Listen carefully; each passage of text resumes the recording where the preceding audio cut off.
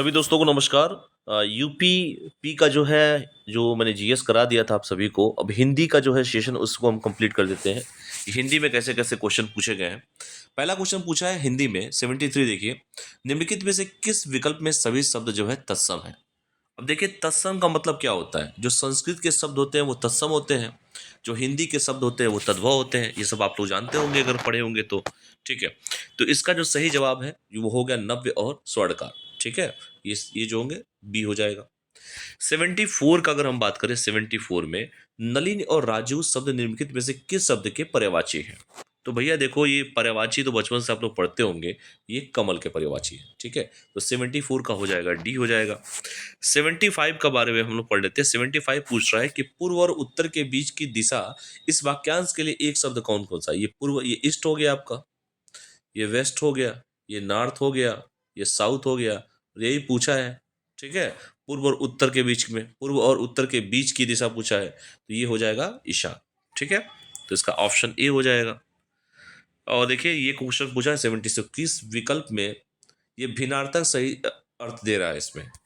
तो देखिए यहाँ पे अगर देखोगे एलिमिनेशन मेथड से, देखो विष, ये विष इधर लिखा है ना, और जहर इधर लिखा है, तो ये तो गलत हो गया।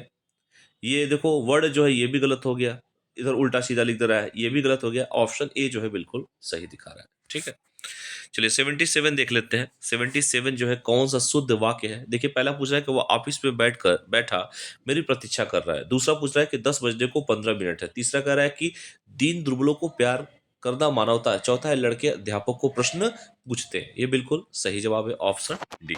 ठीक है, 78 देख लेते हैं। 78 में पूछा है कि निम्नलिखित में से कौन सा पुल्लिंग शब्द का चयन कीजिए। ठीक है, तो इसका सही जवाब हो जाएगा पुल्लिंग। कौन सा हो जाएगा आप ये बताइए। पुल्लिंग हो जाएगा विहार। ठीक है, अगला देख लेते हैं। 79 देख लेते हैं। 79 क्या पूछ रहा है कि निम्नलिखित में से किस शब्द का प्रयोग एक वचन में होता है। एक वचन यानी कि सोना। ठीक है, एक वचन है। चलिए, अगला क्वेश्चन है कि आप ये बताइए कि हे ईश्वर दया करो, रेखांकित में से कौन सा कारक बना हुआ है। ठीक है, तो इसमें संबोधन बना हुआ। ऑप्शन ए जो है इसका सही जवाब है। 81 का क्वेश्चन पूछ रहा है 81 में कि निम्नलिखित में से तद्भव शब्द कौन सा है। मैंने अभी क्या बताया कि तत्सम तब शब्द क्या होते हैं, तत्सम होते हैं संस्कृत, संस्कृत के शब्द होते हैं तत्सम, और तद्भव जो होते हैं हिंदी, जो हिंदी भाषा में प्रयोग होते हैं वो तद्भव होते हैं। यही बताया मैंने। तो इसका सही जवाब जो हो जाएगा वो हो जाएगा काज। ठीक है, 81 का डी हो जाएगा। अब आइए 82 पे आ जाइए। अभिभाषण। अभिभाषण में कौन सा उपसर्ग लगा है। उपसर्ग और प्रत्यय आपने पढ़ा होगा। जो स्टार्टिंग के होते हैं वो उपसर्ग होते हैं, और जो लास्ट होता है वो क्या होता है, प्रत्यय होता है। तो पहले पूछा है उसमें उपसर्ग कौन है, तो अभी जो है इसमें उपसर्ग हो जाएगा, ऑप्शन बी हो जाएगा। अगला जो रक्त रंजित में कौन सा समास है। रक्त रंजित। ठीक है, तो इसमें हो जाएगा तत्पुरुष समास। समास के बारे में तो आप लोग पढ़ा होगा, द्वंद्व मतलब द्विगु सब पढ़ा ही होगा। अगला क्वेश्चन है क्यों कब कौन से सर्वनाम के उदाहरण हैं। तो ये क्या होते हैं, क्यों, कब और कौन, ये कौन से होते हैं। तो ये आपके प्रश्नवाचक सर्वनाम होते हैं। अगला क्वेश्चन है 85। देखिए, मदिरालय शब्द में जो है कौन सा संधि विच्छेद है। तो मदिरा धन आलय जो होता है वो सही जवाब है। ऑप्शन डी जो है बिल्कुल ही सही जवाब है। अवतरण चिन्ह को क्या बोलते हैं। इसमें अवतरण चिन्ह को किस नाम से जाना जाता है। तो जहाँ तक मुझे लगता है, इतना तो डीप हिंदी नहीं जानता हूँ मैं, लेकिन जहाँ तक अवतरण योजक चिन्ह होगा जहाँ तक मुझे लगता है, ऑप्शन बी। एक बार इसको देख लीजिएगा 86 को। ठीक है, सतसई शब्द में किस प्रकार की संख्या बोधक है सतसई में। तो इसका सही जवाब है वो है अनिश्चित संख्या बोधक है। 88 में पूछा है कि आप बताइए कि राधा ने पायल से चिट्ठी लिखवाई, इसमें क्या हो रहा है। प्रेरणार्थक क्रिया है, नाम धातु क्रिया है, संयुक्त क्रिया है, और पूर्णकालिक क्रिया है। ठीक है, तो जहां तक मुझे लगता है कि ये प्रेरणार्थक क्रिया होगा। चिल्लाहट में कौन सा प्रत्यय है। एक मिनट रुक जाइए बस, आप लोग धैर्य रखिएगा। चलिए, चिल्लाहट में कौन सा प्रत्यय है। उपसर्ग पहले आता है, प्रत्यय बाद में आता है, तो आहट इसमें प्रत्यय हो जाएगा। अगला क्वेश्चन है कि चलिए ये क्वेश्चन हम लोग करते हैं। तिल का ताड़ बनाना क्या होता है। तो साधारण सी बात को बढ़ा चढ़ा कर करना जो होता है इसका मुहावरा होता है। परोक्ष का विलोम पूछा है, तो ये कई बार पूछा हुआ क्वेश्चन है। प्रत्यक्ष का परोक्ष होता है, परोक्ष होता है। अगला क्वेश्चन है चमड़ी जाए पर दमड़ी न जाए, इसका क्या मुहावरे का अर्थ है? तो अत्यधिक कंजूस होना जो है बिल्कुल सही जवाब है, 93 का बी हो जाएगा। क्रोध का अस्थाई भाव क्या होता है? तो इसका अस्थाई भाव क्या होता है? रौद्र रूप में आना, क्रोध में आना। ठीक है, अगला क्वेश्चन पूछ रहा है सोरठा के द्वितीय चतुर्थ चरण में कितनी मात्राएं होती हैं? तो 13 मात्राएं होती हैं। निम्नलिखित में से किस अलंकार में समान धर्म का होना अनिवार्य है? तो इसमें सही जवाब होगा उपमा। ठीक है, 97 में पूछ रहा है कि निम्नलिखित में से भाग का अनेकार्थी शब्द कौन सा है? भाग तो अनेकार्थी विकल्प में नहीं है। ठीक है, तो ब्याज नहीं है। चलिए, वह बाजार जा चुका है, इसमें क्या है?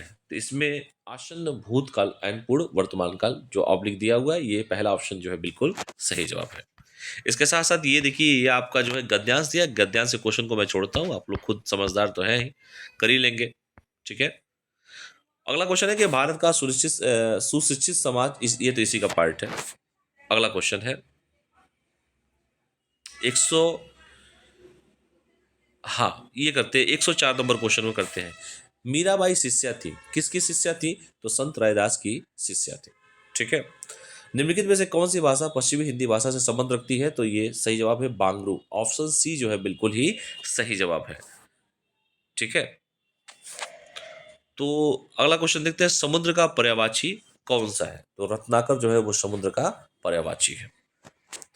अगला क्वेश्चन है, देखिए मेघ और जो दिया हुआ है मेघ श्रुति शब्द विनार्थक शब्द का सही अर्थ में कौन सा है? तो बादल और यज्ञ जो हो जाएगा इसका सही जवाब हो जाएगा। अगला क्वेश्चन है कि जो स्त्री अभिनय करती है, अरे तो क्या होगा? अभिनेत्री हो जाएगा। ठीक है, अगला क्वेश्चन है कि मानसरोवर किसकी रचनाओं का संकलन है? तो ये प्रेमचंद जी के रचनाओं का संकलन है। ठीक है, तो ये पूरे के पूरे, जो कि मैं हिंदी उतना डीप हिंदी तो मैंने कभी पढ़ा हूँ, लेकिन हाँ इतना तो जरूर है कि जो हिंदी में जितने क्वेश्चन पूछे जाते हैं, जहां तक हो सके वो मैं बताने के लिए उतना बता देता हूँ। बाकी तो आप लोग समझदार हैं ही। ठीक है, मैं कोई हिंदी का बहुत बड़ा ज्ञाता नहीं हूँ, मैं जीएस की फैकल्टी हूँ, जीएस मैथ रीजनिंग कुछ भी पढ़िए, लेकिन हिंदी जितना चाहिए उतना मैं बता देता हूँ आप लोग को, तो इसको देख लीजिएगा आप लोग। ठीक है, अपने क्वेश्चन को, बाकी जितने भी क्वेश्चन है मैक्सिमम तो इसमें घुमा फिरा के वही क्वेश्चन है प्रीवियस ईयर के, इसलिए मैं कहता हूँ प्रीवियस ईयर क्वेश्चन पेपर को देख के जाना चाहिए। चलिए नेक्स्ट जब भी होगा इसका जीएस का जो मैंने दे ही दिया था आप लोग को, हिंदी का दे ही दिया हूँ, उसके बाद जो नेक्स्ट जैसे भी आपका पेपर होगा फिर मैं आपको जीएस का और हिंदी का आप लोग को दे दूंगा। ठीक है, चलिए बहुत बहुत धन्यवाद, बेस्ट ऑफ लक।